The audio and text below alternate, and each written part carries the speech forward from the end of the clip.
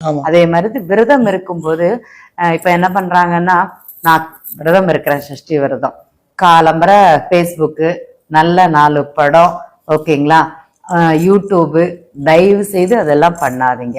அந்த 6 நாட்கள் முருகனுடைய பாடல்கள், முருகனுடைய கதைகள், முருகனுடைய புத்தகம், சஷ்டி கவசம் சொல்றது, காலையிலும் குளிக்க வேண்டும், மாலை நேரங்களிலும் நீராடுதல் அப்படிங்கிறது வேணும். அன்னைக்கெல்லாம் எங்க பாட்டி எல்லாம் சொல்லுவாங்க, சஷ்டி விரதம் இருந்தா பவுடர் போடக்கூடாது, மேக்கப் பண்ணக்கூடாது, பொட்டு வச்சுக்கணும், விபூதி எப்ப பாரு நெத்தியில இருந்துட்டே இருக்கணும் அப்படிங்கிறது.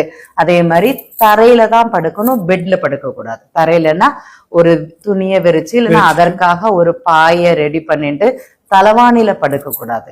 அந்த விரத முறைகள் நம்ம ஒரு தேவர்கள் சிறைவாசம் எப்படி அனுபவிச்சாங்களோ அதற்குண்டான தன்மைங்கிறது அவங்களுக்கு வெற்றியை கொடுத்தது. அதே மாதிரி நம்மளும் அந்த சுக போகங்களை கடந்து விட்டு விரதம் இருப்பது நமக்கு வெற்றியை கொடுக்கும்.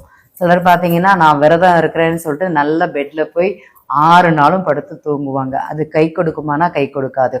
ஒரு நேரமாவது முருக தரிசனம் இல்லைன்னா முருகனுடைய பாடல்கள் கேட்கறது அப்படிங்கிறது செய்யணும். சஷ்டி கவசத்தை காலையிலும் மாலையிலும் 2 நேரம் பாராயணம் அப்படிங்கிறது பண்ணணும்.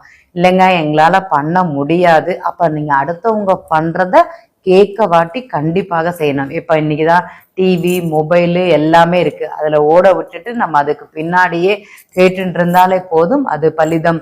அதோட அவ்வளோ பெரிய மகத்துவம் அப்படிங்கிறது இருக்கும்.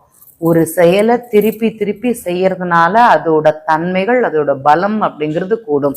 சஷ்டி விரதம்ங்கிறது 6 நாள் தொடர்ந்து இருப்பது நம்மளை நாமளே அந்த ஆத்மா, அந்த மனம் தூய்மை அடைவதற்காகவே செய்யக்கூடிய ஒரு செயல்னு சொல்லலாம்.